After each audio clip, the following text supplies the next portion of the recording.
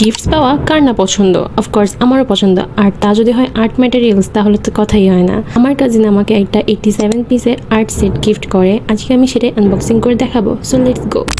যেহেতু আমি art and craft করতে অলওয়েজই অনেক পছন্দ করি, তো এটা আমার of course one of the most favourite gifts. আমার কাছে মিলে অনেক টাইপের কালার্স আছে অ্যান্ড আমি সবগুলাই ইউজ করছি। আমার কালার্স প্রায় এখন শেষের দিকে। আমি ভাবতেছিলাম কিনবো, এর মাঝখানে I got this gift and it actually made my day thanks to him.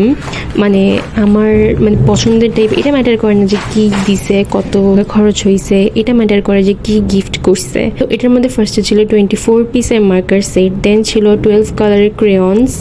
এগুলো আমি অফ ক্যামেরা ইউজ করছি অ্যান্ড এগুলোর কোয়ালিটি আসলেই ভালো ছিল। দেন এই সাইডে ছিল যে 12 কালারের পেন্সিল কালার্স অ্যান্ড এগুলোর কোয়ালিটিও আসলে অনেক স্মুথ ছিল। দেন ছিল একটা সিজার, যদিও বা এটা দিয়ে কাটে না কিছু, ইট ওয়াজ কিউট।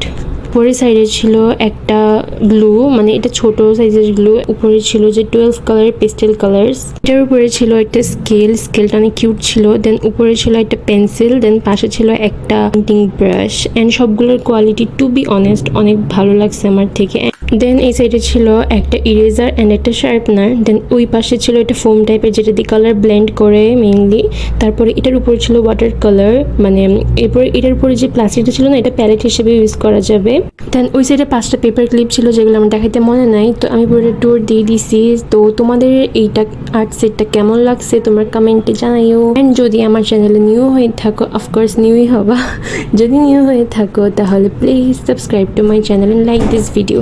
ভালো লাগলে কমেন্ট করবা। অ্যান্ড নাও তোমরা আর্ট সেটের একটা সিনেম্যাটিক শট দেখো।